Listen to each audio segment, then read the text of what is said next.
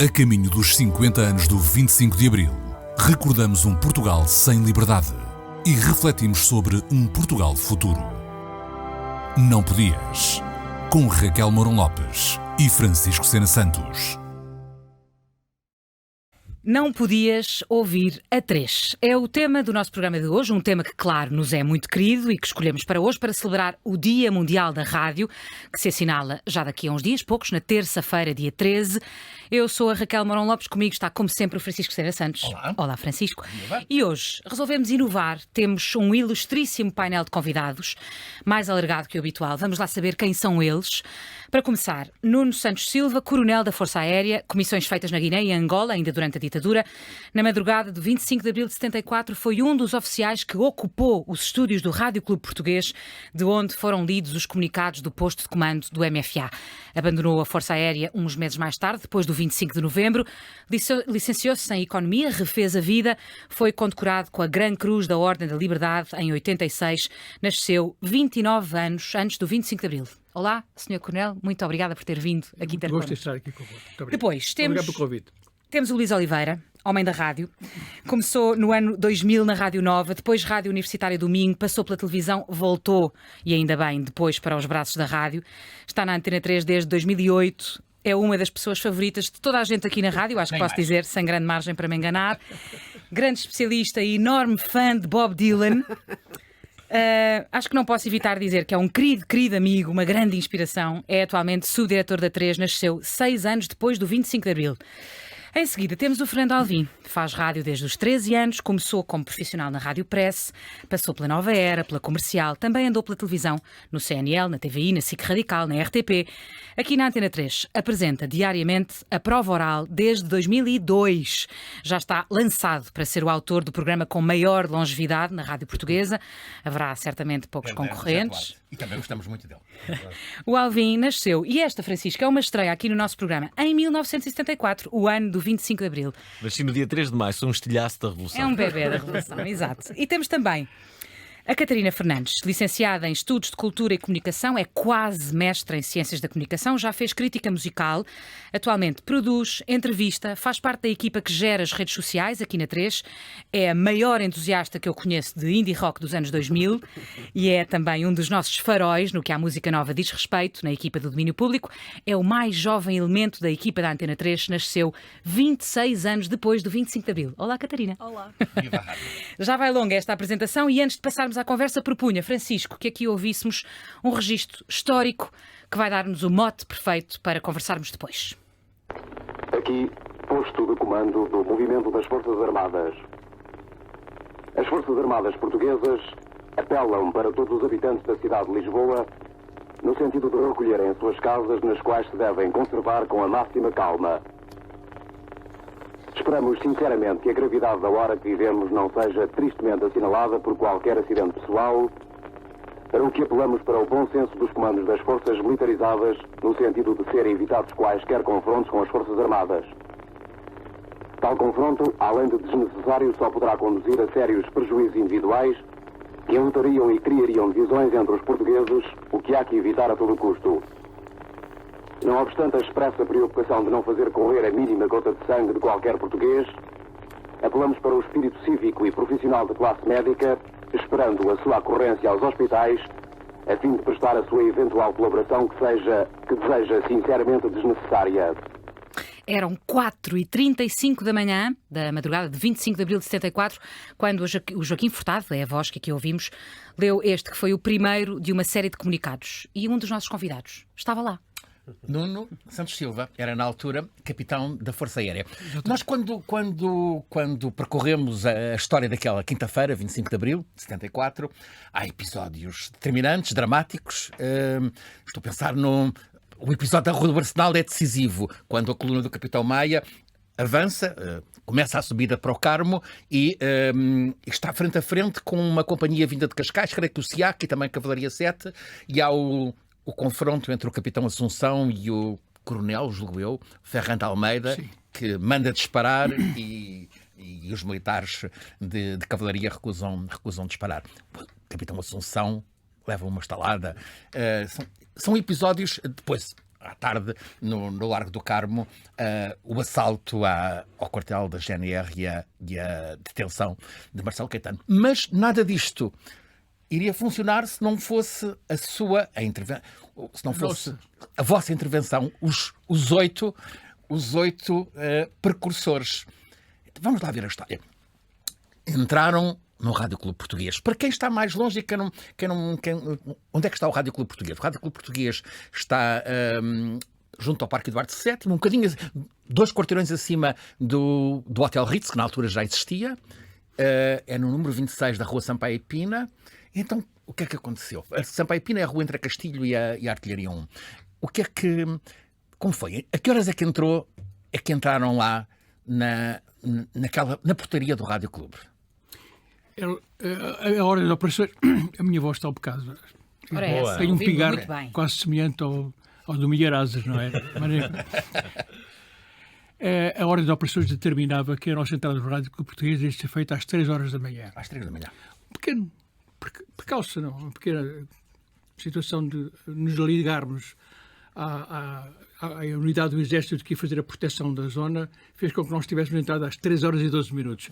Foi a primeira unidade militar a entrar em ação naquela madrugada? Não. Não? Então quem foi primeiro? Eu não sei dizer qual, porque a nossa ação era feita em coordenação com uma outra que ia tomar conta das antenas do Rádio Clube Português. Sim. Teve outras Porto unidades Alto. que tinham objetivos muito parciais e que todas elas, a partir do momento em que o Grândola Vila Morena se fez ouvir, estavam no terreno. Eu não sei exatamente... O Grândola foi na Rádio Renascença? Exato. Leite É Vasconcelos. bom que se diga que a Operação Militar do 25 de Abril envolve cerca de 5 mil homens de muitas unidades em todo o país. Mas vamos à sua. A sua envolve... Há 8 militares que entram nas instalações do Rádio Clube, é isso? Exatamente. E quantos é que estão cá fora a fazer segurança? Está uma companhia, portanto, são cerca de 100 homens. E o senhor foi dos que entrou. Eu fui desquentado. Então, guie-nos consigo, leve-nos consigo. Como é que foi isso? Entrava-se no Rádio Clube Português, então, e havia um átriozinho pequenino. Razoavelmente grande. Devo dizer, há coisas que são engraçadas e devem ser referidas. Nós éramos 8, na altura certa colocámos todos em frente à porta. O Costa Neves é um tipo curioso, ele é general da Força Aérea. Foi depois Conselheiro da Revolução. E levou o 25 de Abril tão a sério que ia uniformizado em número 1. Para quem conhece alguma coisa dos militares, nós temos vários uniformes. O número 1 é o uniforme mais cerimonioso. Não é? De gala. Portanto, ele apresentou-se com o uniforme número 1. Bateu à O porta. nome ia com camuflado? Não. Este é o número 3. Então qual era o seu? O meu era o número 2. E todos estávamos de uniforme de trabalho normal. Azul? Azul, sim. Azul. Calça e blusão, e camisa azul também, e gravata azul. Entraram no átrio e depois? Batemos à porta. Mas batemos mesmo à porta. Pediram licença para entrar? Não pedimos licença para entrar, mas quando a porta se abre, o Orsini, que era o porteiro, interrogou-nos o que é que querem, não é? E o Costa Assim Neves... largo ele, já bastante crescido ao tempo. Ele teve esta pergunta e o Costa Neves, como delicado, mas muito assertivo, disse: nós vamos aqui dar um golpe de Estado. Logo. Assim para começar. O Alcino terá hesitado um pouco, e como ele hesitou um pouco e estava ali a criar-se um compasso de espera um pouco útil, eu recordo que era uma das pessoas que estava atrás para o Costa Neves: entra. E ele entrou e entramos derrompante. Nós éramos 8 e tomámos conta de tudo o que era importante dentro do estúdio. Comunicações, os estúdios... Bem, a seguir ao átrio há um corredor comprido. corredor à direita, tem um corredor à estúdios de um esquerda. lado e do outro. Tem a redação mais ou menos a meio do lado direito. Tinha, sim. Foi há 50 anos. Exato. E pronto, e instalámos-nos, não é? E depois ficámos ali a aguardar que houvesse mais instruções. E a reação das pessoas com quem se iam cruzando? A princípio, Quando muito... chegam à redação, quando chegam à regi, quando chegam ao estúdio. Quer dizer, estas Também não pessoas havia assim têm tanta gente a essa sobressalto. hora, Pois, não? claro. Havia pouca gente, havia. Estava o Joaquim Furtado na redação. Já estava lá, estava dentro do estúdio.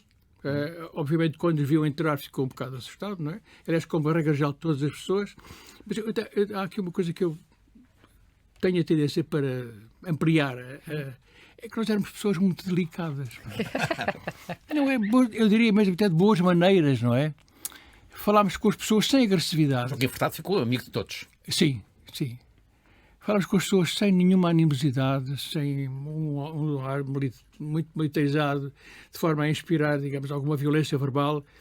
E as pessoas, que, obviamente, assustadas a princípio, a pouco e pouco foram-se acomodando a nossa presença. E não demorou muito tempo até que passaram a ser importantes auxiliares no processo. Auxiliares. Portanto, ninguém ofereceu a mínima resistência, é isso? Mas houve ali umas dúvidas. Houve ali um momento em que... Bem, mas quem são os senhores? Isto é o golpe bom ou é o golpe mau? Nós não... Houve ali um momento em que suspeitaram. Será que estes são os calusas? É verdade que sim. É verdade que sim. É verdade que sim. Mas eu penso que estas nossas boas maneiras, né? O facto de não exibirmos nenhuma atitude violenta ou agressiva, deve ter levado as pessoas a pensar que, enfim, É gente boa. são tipos delicados, não é? Pelo menos éramos delicados. E depois éramos todos muito novos. Reparem, quando foi 25 de abril tinha 29 anos de idade. Tinha cabelo, tinha alguma cor, uma expressão física mais, enfim, mais jovial e, sobretudo, tal como agora, continua a ser um tipo delicado e de bom trato. Não é? E foi isso exatamente, esta maneira de ser e de estar que nos levou a confrontar com as pessoas que estavam no Rádio Clube Português. Sentaram-se para conversar ou foi em pé aquilo? Não, sempre em pé. Sempre em pé. Sempre. Adoro saber estes pormenores. Pois é, são deliciosos. Uma coisa que já ganhei por ter vindo aqui a este programa. Na verdade, o Francisco e eu queríamos dizer que normalmente. A Antena de 3 facto, tem um estamos- estúdio novo agora para se um dia voltar a acontecer, tu poderes ler em pé, Fernando Alves Pois é. também. Depois posso- Bom, nós costumamos ser 2 a fazer perguntas, mas hoje estamos aqui 5 pessoas que todos os dias estão no batente da rádio, não é? Permite Por que isso- faça uma pequena correção. Há Diga. pouco, quando li o meu. Ai, Quando dei a minha bibliografia. que vergonha já. Não. Diga. Disse que eu abandonei a Força Aérea. Como é que isso. Deixou a Força Aérea. É isso que era importante corrigir. Então Eu fui vamos. forçado a abandonar a Força Aérea. Após o 25 de novembro, Foi saneado no eu fui 25 de demitido. Não é? Mas não é caso único. Devo multiplicar a minha situação por 500. Portanto, após o 25 de novembro, houve uma verdadeira purga das Forças Armadas. Também alguns jornalistas do Rádio Clube, na altura. Eu penso que, à exceção do Costa, todos tiveram dissabores. Alguns escaparam àquele filtro, mas quase todos tiveram maus momentos na carreira militar, incluindo o próprio General Costa Neves.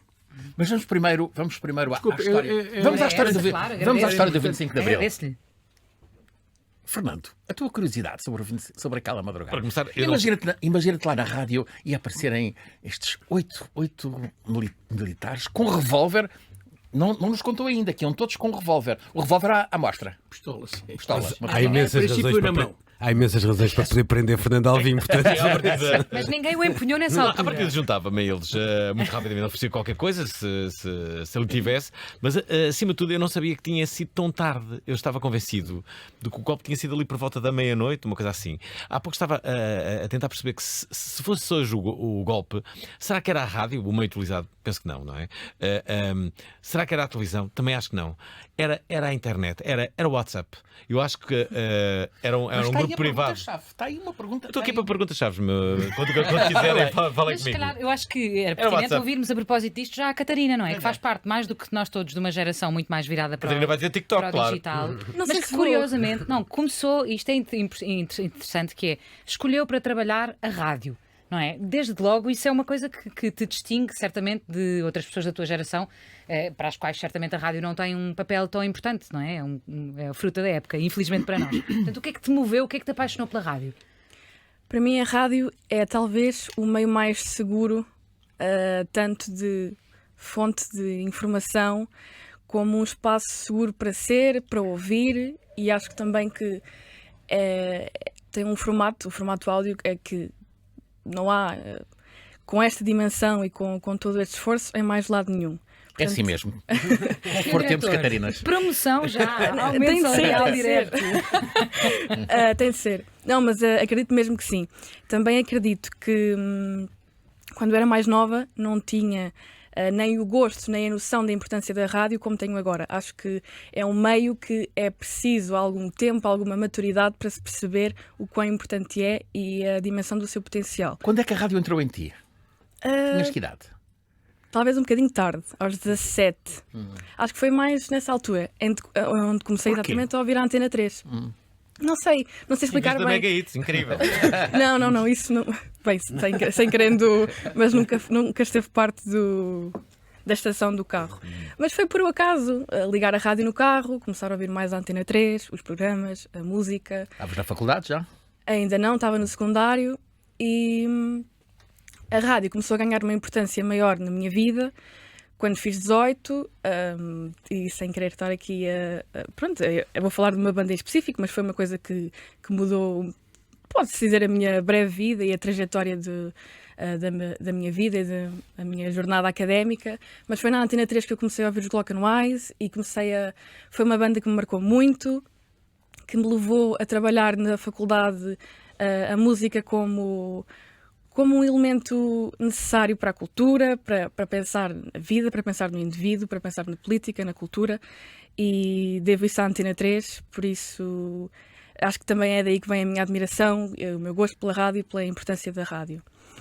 E aí agora voltando à pergunta, não sei se seria no TikTok que se faria a revolução ou se pensaria num golpe de Estado, honestamente. Eu consigo perceber a importância que as redes sociais têm agora, mas não sei se eram capazes de mover um golpe de Estado como aconteceu no 25 de Abril. Ouvir estas palavras é completamente surreal e, apesar de não negar de todo a importância das redes sociais, não sei se seria esse o meio. E acho que, não querendo, é honesto, mas acho que a rádio continua a desempenhar um papel de serviço público de uma importância gigantesca e acho que seria um meio que, na minha opinião, se fosse hoje, seria uma das opções. Talvez o TikTok também estaria nessa rede de plataformas das quais se pudesse fazer proveito, mas sinto sinceramente que não teria o mesmo impacto que movesse as pessoas como a rádio move e como a rádio moveu. Luís Oliveira, subdiretor da Antena 3, como é que a rádio concorre, se é que deve concorrer, com a força de difusão que têm as redes sociais? Como é que a rádio luta pela sobrevivência? Olha, a Catarina disse algumas coisas muito interessantes nesse sentido. Ponto 1, eu acredito que uma revolução hoje começasse nas redes sociais, mas fosse de alguma forma legitimada num órgão como a rádio. A rádio é ainda hoje o meio em que as pessoas depositam mais confiança. Há estudos que mostram isso. Sim, isto não é a minha opinião. Não é? E isso até tem algumas justificações para quem consome, por exemplo, muita informação, como é o meu caso, que são mais ou menos fáceis de entender. Há menos espaço para a especulação, para o comentário redondo. Raramente o noticiário de rádio é monotemático, portanto dá-nos uma ideia muitas vezes mais colorida de um país e do mundo, não é? Portanto eu acho que a rádio ainda consegue ser esse porto de abrigo em relação ao mundo muito poluído no que há às fake news de respeito, e não só, num determinado de opinião publicada, digamos assim, interessada. Por outro lado, e ainda pegando nas palavras da Catarina, que quase me emocionou, de facto a rádio tem esse lado íntimo de nos entrar pelo ouvido, não é? O António Sérgio dizia uma coisa, eu nem me quero pôr em bicos de pés porque não convivi assim tanto com o António Sérgio, portanto não, de longe de mim fazer isso, mas uma vez numa conversa muito informal ele dizia assim, o ouvido é um buraco, mas é um buraco na cabeça. E de facto essa proximidade que tem com a cabeça, eu não teria descoberto provavelmente As Vinhas da Ira se não tivesse ouvido o Álvaro Costa a falar do Bruce Springsteen. E mesmo saindo da música, sei lá, o papel dos artistas de rádio, digamos assim, que não estão só na animação. A Raquel Mourão Lopes não está aqui a ouvir. Se eu ouvisse como ouço todos os dias, facilmente perceberia que ela gosta de viajar. Facilmente se percebe que o Fernando Alves, por exemplo, é muito ligado nos orixás e naquela ideia de Brasil tão colorido, que o António Macedo gosta da mesa e gosta dos amigos. Isso percebe-se quando se ouve rádio com o coração também, não é? E o desafio, que era aí que tu me perguntavas, é de facto a rádio estar mais onde os jovens estão, onde as pessoas estão, não são só os jovens, não é? Sem infantilizar, também acho que não precisamos de ir por aí, mas de facto deve procurar fazê-lo e sem por complexo estar na... A rádio sempre teve isso, não é? Nunca, quando não foi comida pela televisão, não foi comida pela internet, não será comida pelas redes sociais. Tem que lá estar, tem que aproveitar o melhor que elas têm para até se promover, mas não creio que corra o risco. Se calhar a rádio como a conhecemos, sim, o áudio nunca, esta ideia íntima de ouvir, nunca. Mas eu tenho uma pergunta para fazer ao Coronel. Em primeiro lugar, tenho mais que uma pergunta, tenho um agradecimento a fazer, porque eu não vou conseguir falar com os 5.000 participantes do 25 de Abril, mas com os que posso, queria-lhes agradecer por esse... Estou à mão. Exatamente, por esse momento. Mas nós temos uma ideia... Uma ideia não, uma realidade que nos é passada sobre o 25 de Abril, aquela ideia de uma revolução que foi feita com flores, no caso os cravos. Alguma vez tiveram medo que isso não acontecesse? Ou seja, tinham a convicção que iria ser uma coisa pacífica QB, ou quando se houve aquele comunicado em que se pede, por exemplo, aos médicos para estarem no hospital, aquilo realmente podia descambar e era alguma coisa que vos atormentava de alguma forma? Não, havia um risco muito sério e garantidamente que não dávamos como adquirido o facto de não ia haver problemas. Não. Estávamos era preparados para que se eles acontecessem a reagir. Não é? Portanto, havia a consciência de que alguma coisa podia correr mal. Digamos, não teria sido tão ligeiro, nem tão otimista, pensando que aquilo simplesmente ia fluir, que as pessoas aderiam, que acabou por ser uma enorme festa popular, mas de facto a iminência de uma situação desagradável estava presente. Ainda aconteceram algumas pontuais, não é? No Terreiro de Paço, na PIDE, não é? Mas são factos que só por si não determinam, digamos, a natureza do acontecimento. A natureza do acontecimento, eu penso que era muito esperado. A ideia que eu tenho, há pouco falámos aqui na eventual confusão, mas afinal quem são estes tipos, de onde é que vêm? Vêm do Causa, vêm de quem vêm? E eu penso que durante algum tempo isto deve ter estado presente nas pessoas quando nos viram entrar. A nossa forma correta de lidar com as pessoas deve ter-os dissuadidos a pensar que não seria bem daí, porque não era de esperar que pessoas tão corteses, tão educadas, tão delicadas, viessem desse lado. Não é? Mas isso era uma possibilidade. Por outro lado, logo após o primeiro comunicado, nós colocámos no ar tudo o que era música que caracterizava um modo diferente de viver. Zeca Afonso, Zé Mário Branco, Fanhais e muitos outros. Foram lá, abriram lá as gavetas, as prateleiras do Rádio Clube. Nessa altura tivemos a conivência das pessoas que estavam no Rádio Clube. Não é? Aliás, eu, por O exemplo, operador de som foi ele quem foi abrir lá as que nome é que citou? Não me lembro o nome dele. Não, na verdade ele não disse nome nenhum, disse que se terá sido o Operador operador de som. O operador Técnico. Eu não sei se foi o Zé Ribeiro, se foi o Franklin. É porque quando não havia o hino nacional. Não havia o hino nacional. Então se houvesse, teria sido essa a senha? Não havia. Quer dizer, o que era suposto que após o primeiro comunicado, seguida, o hino nacional viesse a ser tocado, não é? Mas não havia. Antes disso, Não tinha a mão. tivemos que ir à procura, não sei exatamente aonde, do hino nacional. E alguém descobriu a tal cumplicidade que era necessária, que havia um hino nacional pegado a uma outra coisa qualquer. E então foi-se assim e colocou-se o hino nacional. Outra coisa também muito curiosa, aquilo que se considera como, enfim, o hino do MFA, Sim. aquela coisa, é um acaso, não é? É um acaso. Foi o que estava mal. Foi o primeiro que apareceu, e como foi tocado tantas vezes, ainda por cima a música, coincidentemente, era agradável de ouvir. Orelhuda, sim. Pegou. Há ali um momento extraordinário, que é então um momento em que o Joaquim Furtado leu o comunicado, o primeiro comunicado, e depois falaram com na altura, na pontinha, lá numa coisa pequenina, estava o posto de comando na altura já do MFA, falaram com eles, falaram com o Atel, o Sanches Osório, Sim, claro. Vítor Alves. Estávamos em contacto permanente. Há uma coisa curiosa, é que naquela operação militar houve a inauguração de uma munição muito especial, nunca usada em teatro de guerra, que era moedas de 50 centavos. Porque se presumia que a rádio, que os telefones fossem cortados, e foram, não é? Também se presumia que a energia ia ser cortada, e foi, não é? Portanto, as moedas, as providenciais moedas de 50 centavos, permitiram ter a cabine pública mais perto, e havia ali assim, e fazer Para a comunicação continuar a receber com instruções. postos através Mas tinha sido montada uma rede de comunicações militares até à pontinha. Havia um cabo que chegava à pontinha, ao posto de comando. Mas isso era a partir da licença de sapadores, não é? O nosso não. O nosso era suposto usarmos a rede telefónica normal. Ou os telefones, enquanto foi possível. Fixo, na altura, ou as cabines ninguém pensava públicas. Mas em quem é que telemóvel. cortou? Logo que os outros faltaram. Quem é que cortou?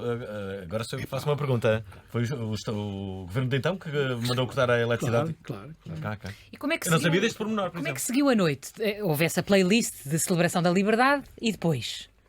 Não entendi a pergunta. Houve essa Sim, eu puseram ouvi. finalmente a tocar músicas que já se podiam ouvir desde logo, não é? Sim. E depois, como é que seguiu a noite no Rádio Clube? Em estado de alerta permanente, não é? Foram praticamente 3 dias sem dormir? minuto de sono, não é? Lá dentro sempre. Havia uma tensão muito grande, havia Mas a alguma meio do incerteza. dia, a meio daquela quinta-feira, a coisa estava Sim, resolvida. as coisas estavam a andar, mas havia sempre a possibilidade de um reverso qualquer, não é? Portanto, não nos podemos esquecer disso. Então, o nosso estado era de vigilância, e vigilância permanente, não é? E, portanto, isso fez-nos com que fosse necessário estar atento, não é? Eu recordo perfeitamente que tive praticamente 3 noites sem dormir. Não é? Uma questão que já passou aqui por nossos 4 perguntadores: porquê a rádio? A televisão só foi ocupada quase 12 horas depois, quando uma companhia da EPAM, a Administração Militar, entrou nos estúdios então do Lumiar. A rádio, porquê a rádio e porquê aquela rádio? Era a única rádio que tinha condições de fazer difundir notícias para todo o país. Rádio Clube Português, Rádio Clube Português. na altura da família Botelho Muniz. Portanto, isto era um requisito fundamental. Não é? Hoje seria E na também Antena 1. outra particularidade. Tinha um gera- slogan sempre no ar, sempre consigo. tinha um gerador. Sim. Tinha um Se gerador. houvesse quebras de energia, E como houve. houve, E pois, houve. pois. E houve. Portanto, o gerador entrou imediatamente em funcionamento. Também nisso... Portanto, neutralizaram o efeito do corte de energia elétrica. Sim, imediatamente, não é? Com a ajuda do pessoal que estava no Rádio Clube Português, claro. É impressionante como tinham tudo pensado. Desculpem interromper, mas é surreal. Não sei se posso fazer uma pergunta. Havia um plano, Claro. Pois, mas a pergunta para mim vai exatamente a esse ponto. Como é que se planeia algo nesta dimensão? Como é que se cria uma rede de comunicação de forma clandestina? Como é que isto tudo acontece? Com tanta gente envolvida. Eu não tinha noção de tanta gente que estava envolvida num golpe de Estado. Como é que isto aconteceu? Como é que se criou algo desta dimensão? É muito simples, é muito complicado. Sabe que nós militares temos um conceito fantástico que é a missão. Há uma missão. Depois há que a planear, não é? A missão era, de facto, o nome da operação militar é fim de regime. Não é? Portanto, este era o objetivo, era fim de regime. Como? Era preciso mobilizar várias unidades em todo o país, com uma imensidão de objetivos. E para cada um desses objetivos havia uma força que garantia que o objetivo era tomado. Portanto, o resto são tudo elementos que integram a coisa que se chama plano de operações. Com a rádio a ter sempre um papel decisivo. Tudo começa na rádio. Sempre. Às 11:05, o João Paulo Diniz passa o Paulo de Carvalho e depois do Adeus nos emissores associados de Lisboa, numa rádio local. E depois, à 00:25, o Leite Vasconcelos passa o Grândola na Rádio Renascença. Levado pelo Carlos Alpino Carreiro.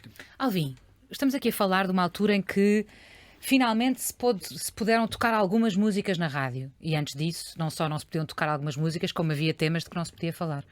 Tu és, se calhar, o exemplo mais flagrante de um programa diário, com uma longevidade incrível, de que já falámos, em que podes verdadeiramente falar de tudo e fazes um uso bastante ambicioso dessa prerrogativa, não é? É verdade. Que refletes- Muito ambicioso, de facto. É isso, não é? Muito ousado. Falas absolutamente tudo o que te dá na Real Gana, passando uma expressão muito elegante. Portanto, enfim, confrontando-te com esta experiência tão diferente, o que é que tu pensas sobre isto? Olha, Quer dizer, posso dizer é um que privilégio gigante, não é? o facto de ter nascido também em 74 e uma semana depois da Revolução faz, mesmo que eu não quisesse, que seria estúpido se eu não quisesse, que esteja ligado ao 25 de Abril. E já o disse muitas vezes que eu acho que o 25 de Abril devia ser uma festa nacional. Eu sei que se calhar não é este o tema do programa, mas acho que o 25 de Abril tinha tudo para ser a maior festa nacional em Portugal. Superior ao Natal, superior ao fim de ano, porque acho que não havia motivo melhor do que celebrarmos a liberdade. Naquele dia foi. Pois foi, mas a verdade é que depois ficou com uma Mas o Alvin conotação. não estava nessa festa. daí- Infelizmente não estava. Infelizmente não estava. Estava quase a chegar. Seria o DJ, com certeza, não é? Mas a verdade é que depois houve uma conotação política muito grande. O 25 de Abril acaba por ser um dia onde se fazem discursos políticos, a meu ver bem, mas depois esqueceu-se desta vertente mais popular, que eu acho que o 25 de Abril tinha todo o sentido. E já falei com vários dos mais importantes organizadores de eventos em Portugal, desde o Covões ao Luís Montes, dizendo justamente qual era o meu objetivo. O meu objetivo era que vários produtores de eventos se unissem para fazer um movimento em Portugal que culminasse numa festa nacional. É isto que eu penso. Pronto. E em relação Portanto, à é a minha pergunta que eu te vertente lúdica de 25 de Abril. fiz? E em relação à pergunta que eu te fiz, o que é que tu pensas? Já não me lembro da O pergunta. facto Qual era? de tu seres, no fundo, uma espécie de uma celebração diária da liberdade na É prova verdade, oral, e acho, não é? sabes que, curiosamente, no dia em que estamos a fazer este programa, eu fui surpreendido há um dia por um artigo de Walter Ugumem, em que ele escreveu no DN Magazine sobre a prova oral e sobre mim, e às vezes eu não tenho a noção da liberdade que eu tenho. e nem sequer sabia que eu passava essa imagem tanto. Mas ainda bem que passo, eu acho que é uma responsabilidade também, e eu acho que é isso, quando nós temos toda essa liberdade, temos que perceber porque é que a temos e defendê-la para que nunca nos retirem. É isso, eu só tenho medo de um dia ficar sem liberdade. Luís, naquele 25 de Abril, o Rádio Clube Português, rebatizado Emissora da Liberdade, fez serviço público. Aliás, fez tantas vezes. A rádio é uma trincheira do serviço ao público. Serviço público. Tem de continuar a ser e com... Entre os diferentes meios é provavelmente... Aqui é uma opinião pessoal. A rádio faz serviço público. Não tenho dúvidas que sim. Em coisas que às vezes são um bocadinho... não são óbvias ou não há uma... ou seja, não há um indicativo que diga agora este programa é de serviço público, não é? Mas há imensos conteúdos que fazem um apelo à cidadania, que alertam para as questões prementes, que estão hoje muito mais presentes, por exemplo, na vida da Catarina do que estavam até na minha geração, como é o caso do ambiente, por exemplo. Não escorrega para o fútil, não escorrega para o fútil, tem a obrigação, e eu acho que este é um belíssimo programa para ilustrar isso, tem a obrigação de olhar para o futuro, mas ter memória. É notável a Antena 3 acolher um programa com este perfil que vai buscar o que aconteceu há 50 anos. Sim, mas acho que é um bocado... é óbvio. Depois é aquela história de, procurando ter uma maneira... procurando que os convidados casem com o nosso público, sim. Procurando que haja um protagonista como a Raquel que possa casar com o conhecimento do Francisco, sim. Mas acho que o deve fazer... para que, um bocadinho até respeitando essa memória de Abril, eu acho que essa ideia de cidadania, eu gosto de olhar para ela de uma forma muito lata, sem depois ir muito ao pormenor. Há pessoas que realmente vão passar a vida toda sem se interessarem muito por política, pela política como a conhecemos, no seu sentido mais até formal. Mas há coisas muito políticas no dia-a-dia que passam pela rádio, e uma pessoa que ganha um interesse por questões como o ambiente, como a cultura, como sejam os livros, seja a música, etc. Acho que esse papel ainda... E acho que a rádio pública o faz com... Mas até com uma certa ousadia, não é? Ou seja, há temas, há temáticas e até há temas de bandas que só passam na rádio pública. Os privados não lhes pegam. Alguns temas que o Fernando Alvim aborda na prova oral só têm lugar na rádio pública. Quer dizer, o Alvim poderá falar sobre isso, não é? Agora vou fazer um programa sobre nudismo. Onde é que podia isto ser... Sim. Mas o Alvim, por exemplo, é muito interessante. Eu estava há pouco a falar e esqueci-me do Alvim. O Alvim é uma pessoa... O Alvim é muito interessante. O auditório... Também. Agora, muito sobretudo com o seu novo cabelo, e aqui é a minha inveja a falar. Mas nós também fomos, como ouvintes, eu coloco-me nesse patamar, também fomos percepcionando a mudança do Alvim com o tempo. Os assuntos que hoje lhe interessam mais, a maneira como ele se tornou mais engajado no assunto A ou no assunto B, a maneira como... Até parece mais adulto. Não diria tanto também, mas é muito interessante percebermos esse crescimento do Alvim no ar e com uma capacidade ainda de ser muito... Não queria usar a palavra crossover, queria arranjar uma palavra portuguesa para isso, mas de facto ser muito transversal, exatamente. E eu sei que até muitas vezes nos ouvintes, como a prova oral tem esse lado interativo, isso acontece, do pai e do filho escutarem o mesmo programa e às vezes até ser o filho que tem mais coisas para dizer do que o pai numa matéria e noutra isso acontecer de outra forma. Eu acho que a rádio continua e apesar de eu ser um defensor acérrimo do serviço público, também não ficava bem comigo mesmo se dissesse que isto é um exclusivo do serviço público. Luís, tu estudas a rádio, o que é que antecipas? Como é que vai evoluir a rádio? Vai ser cada vez mais segmentada? A rádio é se calhar como o jornalismo, é sempre a mesma coisa. A rádio fala com as pessoas. A rádio tem vozes que contam e passam e tem música. E o jornalismo tem novas ferramentas, mas é sempre a mesma coisa. É sempre contar o que está a acontecer. Há uma palavra que não é tão bonita como o rádio, que é áudio, não é? E de facto a O palavra... rádio está a se tornar-se áudio. A palavra rádio é muito mais bonita, muito mais romântica, muito mais eterna. Mas de facto, se andarmos na rua, percebemos que se calhar um dos gadgets ou dos objetos mais vendidos nos últimos anos foram isto que nós temos na cabeça, os fones amarelos, vermelhos, pequenos, grandes. E eu dou um exemplo sempre pessoal que me lembro da minha infância, que é a minha avó tinha um ateliê de tapetes arraiolos, onde eu passava de vez em quando e tinha, não sei, 20 senhoras a trabalhar, ouviam uma rádio. Alguém escolhia e tinham que ouvir aquela rádio. Se aquele sítio ainda existisse hoje... Uma telefonia, bacalite, se calhar. Provavelmente. Se aquele sítio existisse hoje, provavelmente não teríamos aquele rádio, mas teríamos 15, 16, 17 pessoas com auscultadores na cabeça a consumirem coisas muito diferentes. Mas se, por exemplo, só 3 estivessem a ouvir rádio, já estávamos aqui a triplicar a escolha de rádios. E de facto essa segmentação acontece. Eu aqui há uns tempos estava a discutir com alguém que queria fazer um podcast sobre futebol. E disse, eu queria fugir um bocadinho àquele esquema de ter um tipo de Porto, Benfica e do Sporting. E se calhar hoje nessa segmentação a resposta óbvia é não, então faz só com os tipos do Sporting.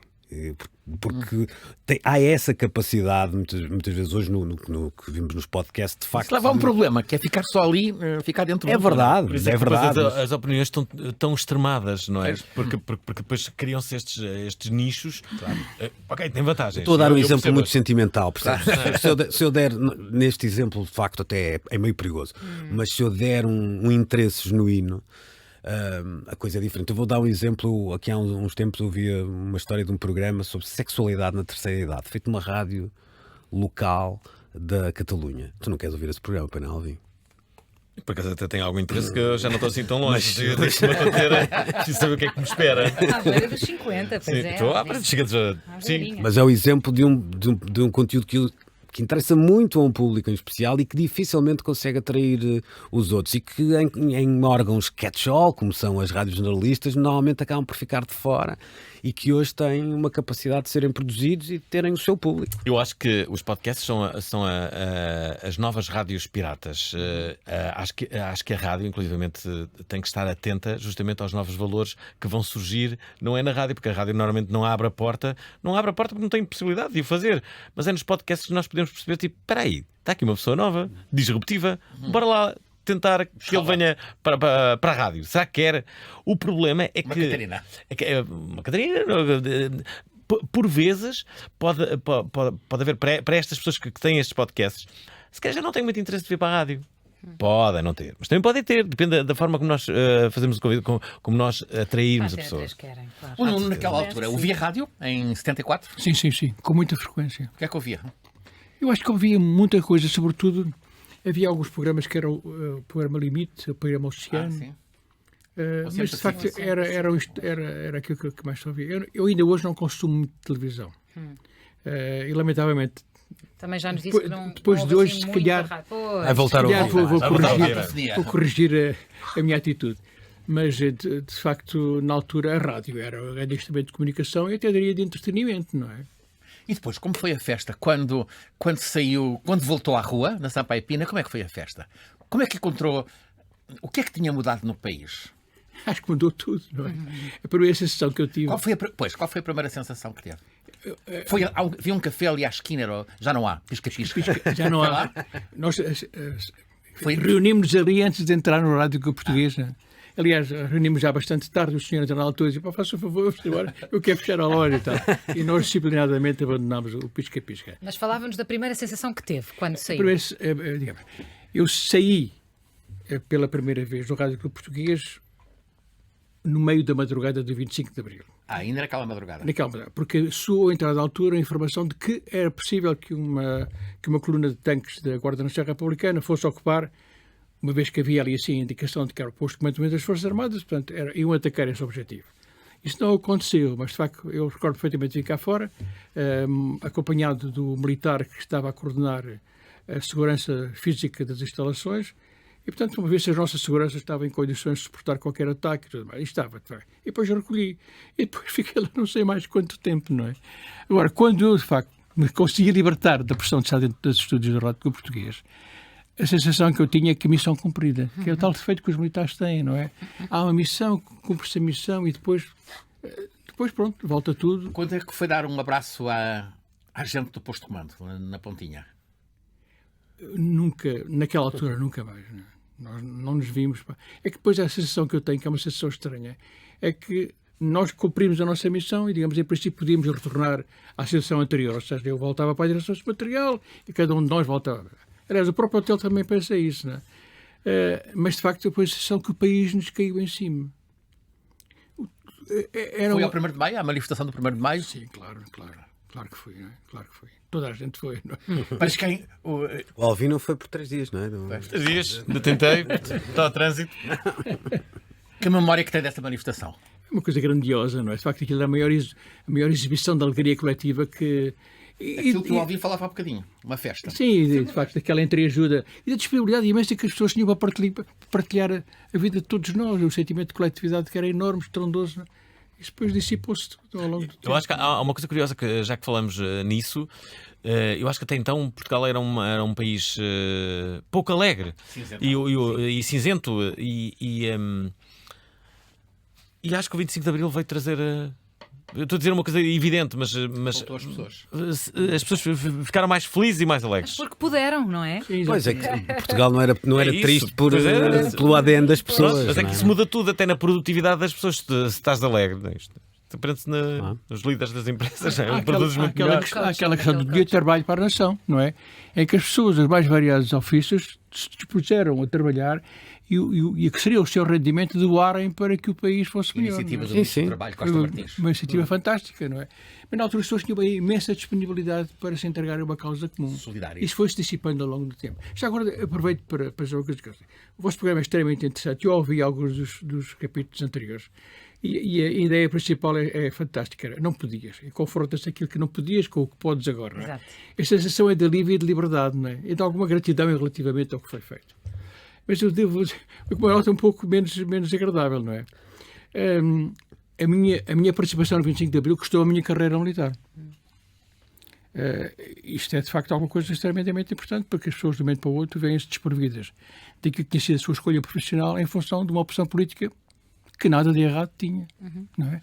Digamos, a minha maior ambição é que, de facto, o país fosse mais próspero, mais feliz, mais igualitário, mais fraterno. Mas, de facto, a hierarquia militar, que então, após o 25 de novembro, tomou conta da instituição, tinha, relativamente aos militares do 25 de abril, uma enorme animosidade, uma enorme incompreensão. Porquê? Ao longo do tempo, boa pergunta. Estranhou aquela Junta de Salvação Nacional Logo. Fiquei com a ideia de alguma coisa olhar. que não está a correr bem, não é? Alguma coisa não está. Aliás, o Silvério Marques tinha sido preso por nós na madrugada do 25 de abril. Que estava ali perto do rádio com o português e foi preso, não é? E depois, quando ele aparece na Junta de Salvação Nacional, interrogamos. Então, mas o que está aqui a acontecer? há qualquer coisa que não estava a dizer. Mas eu dizia, insistir esta questão que é o seguinte. De facto, eu não tenho dúvidas nenhumas em citar isto como um facto real. Não é? O 25 de abril custou-me a minha carreira militar. E, portanto, se calhar eu teria tentado dizer, usando a vossa chave, a palavra-chave, não podias, é evidente que eu não posso dizer que não podias fazer o 25 de abril porque foi que estava gravado na minha consciência, não era o meu dever. Pá. Agora, que não devia, talvez te aplicasse, não é? O Nuno teve um percurso revolucionário no tempo do PREC e é isso que leva, no fim de contas, a sair da tropa. A ser posto fora. Foi forçado e depois foi fazer o quê? Depois, entretanto, fui fazer várias coisas. Não é? Fiz um pouco de tudo. Ouvindo as notas biográficas iniciais deste programa, Fernando Alvim, Economia. licenciou-se em Economia, refez a vida. Não, e depois isso foi. Foi economista? Mas até chegar lá, assim, agora não sou, sou digamos, um reformado. Não... Oh, Nuno, há uma pergunta com que nós costumamos encerrar o programa e eu acho que faz muito sentido que lhe dirijamos, que é 50 anos depois do 25 de Abril, reconhece algum risco de regressão em alguma coisa? Acha que algumas das conquistas do 25 de Abril correm o risco de sofrer algum revés? Eu acho que sim. E tenho imenso receio relativamente ao futuro. Não é? Nós, quando tínhamos, aqui há uns anos atrás, eu participava muito em sessões nas escolas onde falava do 25 de Abril. E havia uma ideia fundamental que eu procurava transmitir. A guerra foi um enorme ensinamento para nós, sobretudo porque permitiu ver a injustiça de um ato de violência, não é? E a sua falta de legitimidade. E então costumava dizer com alguma com algum ar doutoral, que não, para esta geração, que não sejam mais necessárias guerras para que a vossa consciência clare. Enganei-me redondamente. Estão aqui 2 guerras e não sei até ponto em que isto não vai tornar-se mais grave, não é? E, portanto, eu também tinha a ambição de que... Mas em Portugal a liberdade está garantida? Não, de forma nenhuma. Eu acho que não. O meu sentimento que não tenha é de algum receio, de algum temor, não é? Porque a forma como as coisas evoluem, com a capacidade que alguns elementos adversos à democracia, ao bem-estar da população, à igualdade, estão aqui a germinar. Mas o que eu acho estranho com a cidadão portuguesa é que isso colhe adesões, isso acolhe cumplicidades, acolhe compreensões. Eu não consigo entender isto. É como se as pessoas fossem desprovidas da capacidade de pensar. E que, de facto, isto é tão insidioso e tão subversivo que eu acho que hoje em dia nós estamos a enfrentar uma questão fundamental, que é a possibilidade desta democracia que nós conquistamos, e teve custos pesados, seja posta em risco daqui a muito pouco que a tempo. rádio possa voltar a ter um papel. Exatamente. Que não seja preciso ser o mesmo. Exato. Bom, Nuno Santos Silva, Fernando Alvim, Catarina Fernandes, Luís Oliveira, convidados de luxo, Francisco, hein? Para celebrar o Dia Mundial da Rádio, vamos às despedidas deste Não Podias. Este nosso programa resulta de uma parceria entre a Antena 3 e a Comissão Comemorativa dos 50 anos do 25 de Abril. Tem produção da Marta Cavaleiro. Hoje tivemos o apoio técnico da Paula Guimarães, também a reportagem fotográfica do talentosíssimo Pedro Pina. Eu sou a Raquel Mourão Lopes, comigo esteve como sempre o Francisco Sena Santos. Viva a rádio! Podem ver-nos no 25 de canal Abril. de YouTube da Antena 3, escutar-nos a qualquer altura em RTP Play e nas plataformas habituais de podcast e, claro, na rádio, sábado sim, sábado não, às 10 da manhã, aqui na Antena 3. E assim sendo, até ao próximo sábado sim.